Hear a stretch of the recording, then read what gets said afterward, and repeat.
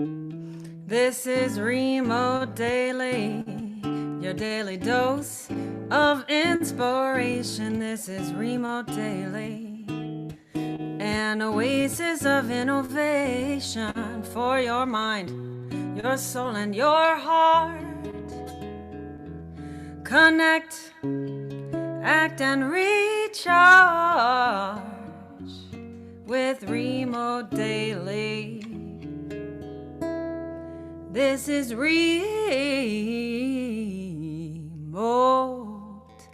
Daily.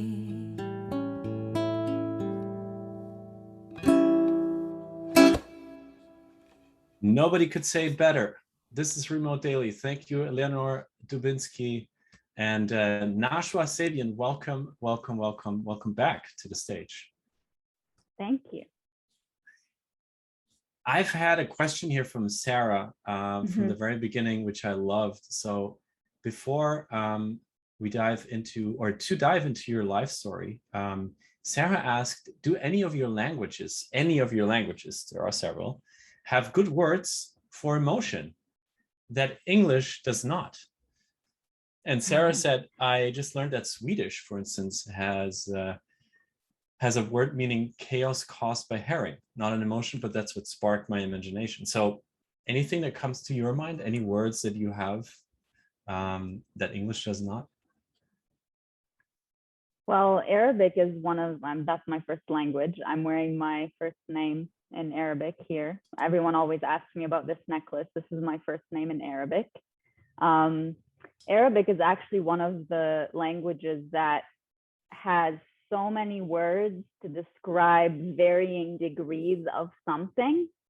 So love, for example, wow, the number of words that mean different, intensities or capacities for love is absolutely incredible. And, one of the things that I talked about in Welcome Home in the Surrender Room, I said I always struggled with welcoming positive emotions in. I always thought that my biggest struggle was allowing negative emotions in. So I was talking about the emotions that are elicited from, potentially falling in love with someone. Because at the time I was getting to know someone and I felt this resistance to feel, like that euphoric feeling of being in love and one of the words that we would use for that in Arabic is aisha. And that word is like, it's not just love. That word, can you say it again? Like, aisha? So it's like, yeah, it's like if you were to spell it in English, it would be ISHIK. But we have yes. So it's you're saying I am so deeply in love to the point where it's like drowning me. Like, wow. That's how deep it is. Yeah. Sarah, I hope that answers your question. What an amazing image you just painted for us here. And Najwa, I have to go and take us into your life's journey because it's there's so much to unfold here, and I'll try to condense it together a little bit. So your parents had 5 children in Canada. Yes. Then moved to Lebanon, and 8 years later, you were born. So when you were born, your siblings, they were almost grown-up people. I think one got married when you were like 2 or 3 years old, when you were a toddler. And then the crazy thing to me, when I read your life stories, your family, most of your family, your parents moved back to Canada from Lebanon, but your parents decided to leave you in Lebanon, where you were born and grown up at this point, in a village your family's from. And then you, of course, you had to get along there. You stayed with relatives, with different relatives. You changed homes many times. You grew up under kind of strict religious rules and education, and you had to like adapt to a life without your direct parents and your direct people that you were related to. And your parents aren't here right now, so I can't ask them, but maybe you can explain in your own words, what do you think made your parents do that? What made your parents take that decision to leave you behind? Yeah. So just a minor correction. So my parents would come and visit they would visit my siblings, but they did stay in Lebanon for quite a bit. But, you know, when I was left with my dad was very much into his work, into politics. And so that emotional stability was not there. That presence of someone I could speak to about what I was experiencing wasn't there. Like, my dad was a very good father in terms of, you know, making sure I was safe, I was well taken care of, but the emotional part, not so much at all. So, you know, and it was the instability of not knowing when I was going to be with, you know, a parent or both parents or with another family, or it was just this constant lack of a consistent home. So, you know, there were many times when my dad would be there, but I would be at my aunt's house because, you know, my dad thought, you know, she'll be well fed and but that's not how a child thinks. A child thinks, why am I not with my dad? Why am I not with my mom? So it was the consistent inconsistency in which home I came to at the end of the day that just completely, you know, shaped me in a way where I just didn't express myself anymore. I just was feeling like something was wrong with me because I was just too sensitive, you know. That's genuinely what I thought. Yeah. And that's totally understandable. I think everybody can in this moment feel the sympathy with you, just learning about that story and putting myself into your shoes. I can absolutely imagine it. I have 2 little children. I see it whenever I leave them somewhere else. It is the consistent inconsistency is very, very tough when you are not emotionally developed. I'll make a huge leap now and start to when you are a teenager. So when you are 13 years old, you actually put the pen to paper for yourself for the first time, and you start journaling like crazy. And then you have already kind of like amassed a body of writing. And when you're 16, you go to Canada to visit your family over the summer. And the war breaks out in Lebanon. Is that correct? Yes. And you're in Canada and you're like, oh my God, I don't know if I can return. Go like back. I can't go back. I should probably stay. And you do. And you become an immigrant into a country that is basically foreign to you. I mean, your family is there, but you had a different life before that. So I had visited. Shock. It was a big shock. I mean, I had visited my family. I spoke perfect English. I didn't struggle with that aspect. It was just, I'm in a brand new place. The houses look different. You know, I can't speak my first language like I regularly do. Everything is different. My friends, you know, I didn't have many. I had one friend, but the familiarity was gone of just the comfort of where I had been living for so long and the way I conducted myself, and just the clash of, you know, you mentioned earlier, I grew up in a very like conservative environment, religiously speaking.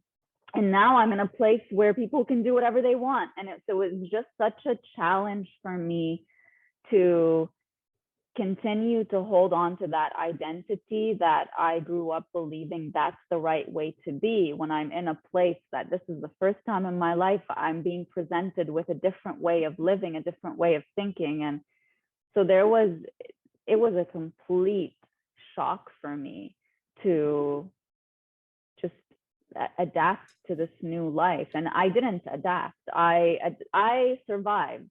That's the best way to say it. It's not that I adapted to a full life. I just did what I had to do to get to a point where all the things that, you know, religion can sometimes be devastating, and in the way that it promises you that after struggling so much, there is going to be a light at the end of the tunnel. But really, the message, the way that it's taught to you is very much you know, let go of your power, just submit to what you're feeling and it will get better. And so you forget that you actually have the power to change your situation.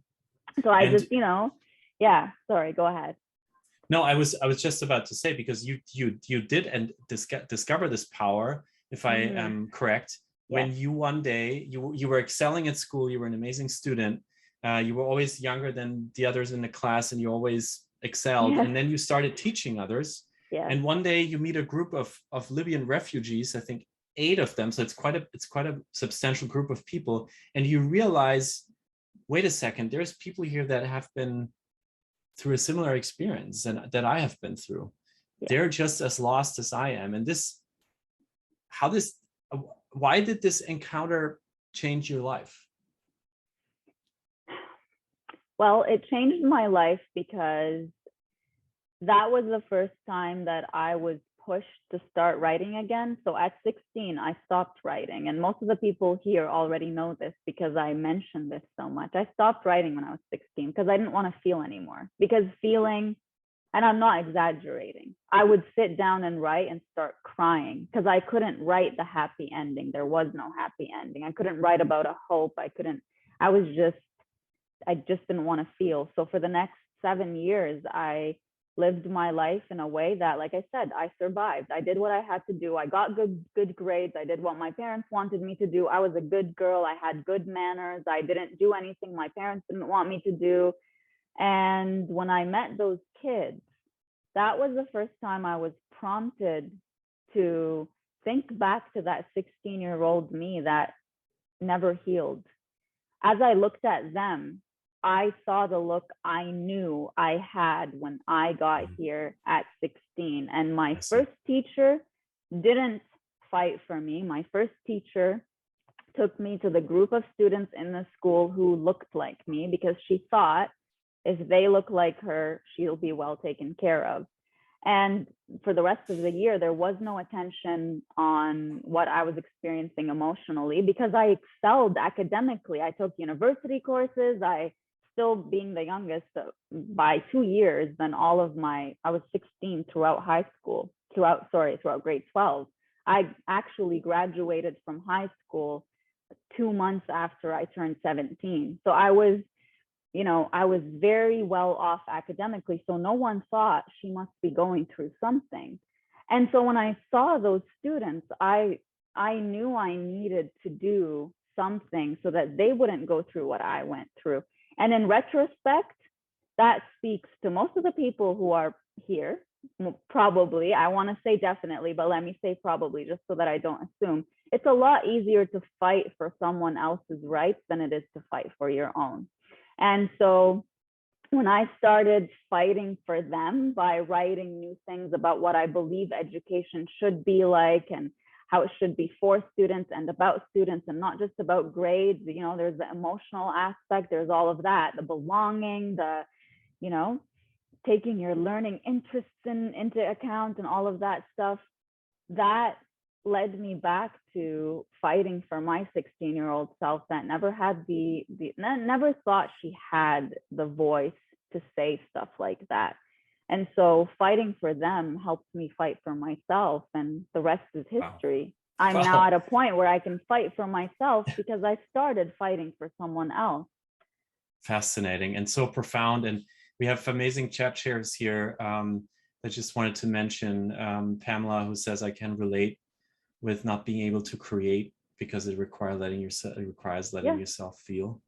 And Rashad tells a story from his own Lebanese friend who still, after 20 years, is so affected by what is happening where he grew up and is taking that trauma with him, which of course is living within everyone, the Libyans that you met within yourself. And then you were finally able to put the pen to paper, and what came out was a book of poetry that you self-published. And I'm still I have so much respect for people who self-publish because you have nothing, you have no marketing, your distribution is nothing. You rely on, do people do this or that on Amazon, and you took off. And by now you are over 250,000 books that you have sold of poetry, of the 4 books that you have put out.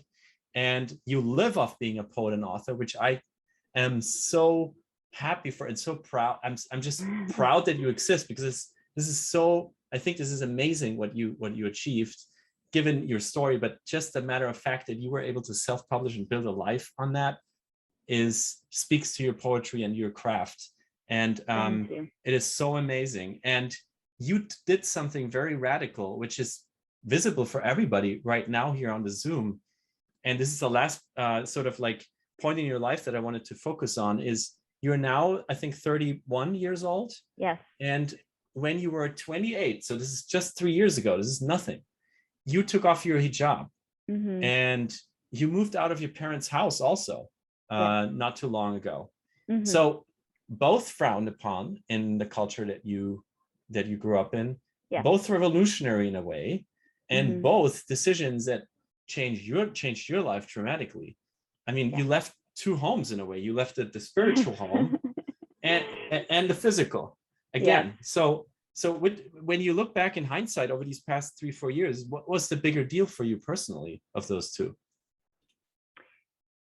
So I believe that, you don't wake up one day and decide my life is going to be different and you just change everything about it. I believe that you take one step that requires courage, and then you feel what kind of power you have as a result of that. And that, another thing presents itself, that another opportunity for you to be closer to yourself and to be courageous comes up. And you're like, if I did it before, I can do it again. And so the first thing for me was moving out of my parents' home. And once I did that and felt the kind of power I have over my own life and what my life looks like, I started questioning everything. Who am I? What do I stand for? What do I believe in? Why do I do what I do? And so asking myself those questions really got me to a point where I called myself out on my own hypocrisy, because a lot of what I was doing was to please others in a way, or to seem a certain way to others, even though, I was a good person. Of course, I am a good person. But a lot of what I did wanted to further project that image that I'm a good person, I do the right thing, I follow the right path, spiritually, culturally, all of that. And so the audience I had in my head was very small. It was all the people whose opinions I worried about. And I talked about this in Welcome Home. Like, when you are about to embark on a big change or small change in your life and you're so scared, ask yourself, who is my audience? Who are the people I think of that I'm afraid of disappointing, or I'm afraid of what they're going to think as a result of this change? And remember that your audience is so much bigger. It's the whole world. It's the whole universe. So, it changes your perspective. So one night, as I was sitting in my own apartment, the one I still live in right now, I started imagining what a biography in 100 years from now about me would say. And so I see a picture, I see my name, and it says, Najwa Zebian changed the world by, and then the picture that I just saw in my head caught my attention because I wasn't wearing the hijab in that picture. And immediately I knew I do not project myself to the world the way that I see myself. So since that moment, it was like a lightning bolt for me, because I hadn't reflected on why I was wearing it in so long. Because for the longest time, it was, I'm representing that my religion is peaceful, and I want people to know. I want to be one of the people who shows the world that my religion is peaceful and all of that. Because if I exist and I'm this good person, then, that's a defense to anyone who says that's not true. And so, see, that has nothing to do with my personal conviction of whether I should wear it or not, or whether I want to wear it or not. It was a show. And I knew it was wrong. And so for the next few months, I was reflecting on, is this coming from a place of weakness? Like, have I given into the voices of all the people who would tell me, well, you don't call yourself free because you're wearing that, or you're a woman, you should be able to do whatever you want? Or like, I'm thinking, am I going from wanting to please one audience to wanting to please a whole other audience, or is this genuinely about me? And it was genuinely about me. So it was a few months before I finally took that step, but I took it the day that I felt I was ready to take it. And, you know, I wouldn't say that was more or less powerful than leaving my parents' home, because it's all relative, right? Like, someone listening to this right now might think, really, you struggled with leaving your parents' home? Like, my parents kicked me out at 18, you know? It's all about, but for me, leaving my parents' home before I was married was, it's a big no-no. You don't do it, because why would you want to live on your own? Like, there's a lot of shame that's attached to it, because you're a young woman leaving your parent. Like, why do you want that privacy? There's a lot of thinking that's like, you know, the family or the community comes above the individual. And so I had to like let go of feeling guilty and shameful for letting everyone else around me down, and say, this is not about them, and it's not rebelling against them. This is me rebelling against everything that I believe is not right for me. So I would say both had, you know, an equal intensity in terms of the kind of power I felt as a result of making those decisions. Yeah. Thank you for sharing that with us. I can imagine that it's hard to compare two life-changing events, but the way you just explained it makes total sense. And I can't believe what time it is, because we only have a few minutes left. Oh, and I feel dear. like we just started the conversation. Then we should do this again sometime. Yes, please. But yeah. I know that you have your book nearby, and Liz has too. Liz just bought Welcome Home. Can you, Najwa, would you mind moving it closer to the camera so we can all have a look at the cover? Yeah. Because I wanted to show you the digital cover here, everyone. And Najwa said, no, I have the real one. So yes. This is Welcome Home. This is a to-be bestseller. This is Najwa's latest book. This is not only the story that you heard, that Najwa, the arc that Najwa's life has taken so far, which is such a strong arc. It is a guidebook. It is a guidebook that helps you to build a home within. And Isabella already posted in the chat, please come back, because there's so much more to talk about. When we think about the last few minutes here, Najwa, is there something you would like to read from the book? Is there maybe a phrase, a paragraph, a sentence, or maybe even a short poem that you would like to gift us with before we part our ways today? Ooh, I didn't prepare this, but that Putting you on the spot a here. good thing. Yeah. Actually, I will read. I know what I'm going to read. Okay. So this is a short excerpt from the appendix that I have in Welcome Home. And the appendix is, you know, what rooms would you add in your home? Because I have a bunch of listed rooms. They're all in the chapters. And so I'm giving an example. One of the rooms I would add is the writing room. And I included some of the writings that I have in it. So this one is called Walk Away. Have the courage to walk away from the stories you don't belong in. Don't settle for being a secondary character when you deserve to be the main one. People change, and that's okay, but don't change yourself to fit their standards. You may find yourself slowly drifting out of a plot, but that doesn't mean that you were never part of the main event. You may find your importance slowly fading, but that doesn't mean you were never the focus. Don't regret doing your best to keep what you had. It shows your loyalty. Don't regret giving all you can. It shows your commitment.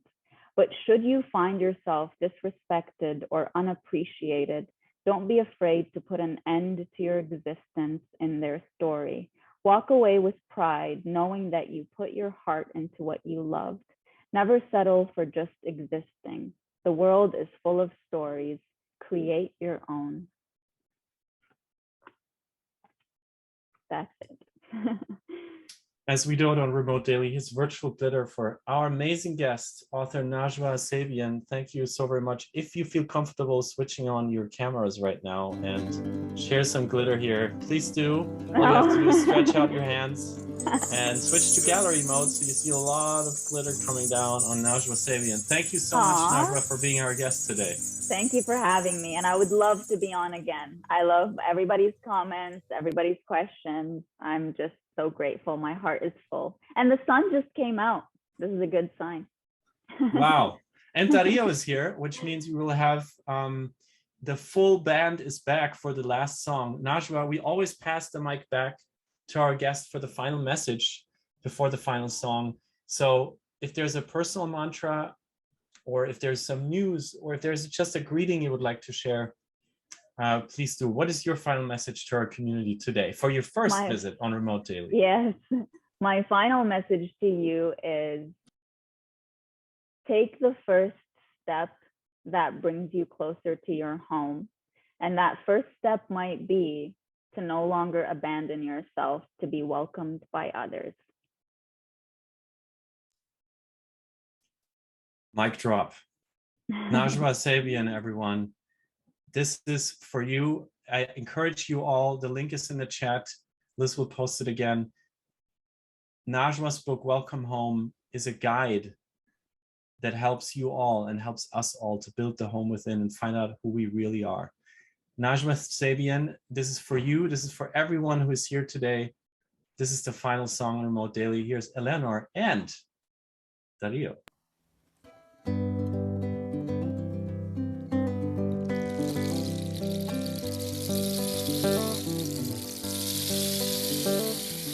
Blackbird singing in the dead of night. Take these broken wings and learn to fly all your life. You have only waited for this moment to arise. Blackbird singing in the dead of night. Take these sunken eyes and learn to see all your life. You have only waited for this moment to be free.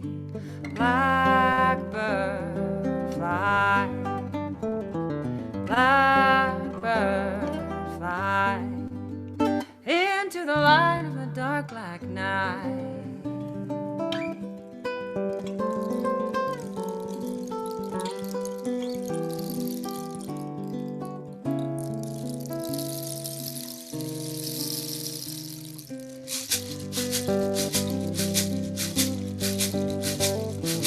Blackbird sing in the dead of night. Take these broken wings and learn to fly all your life. You have only waited for this moment to arise. You have only waited for this moment to arise. You have only waited for this moment to arise.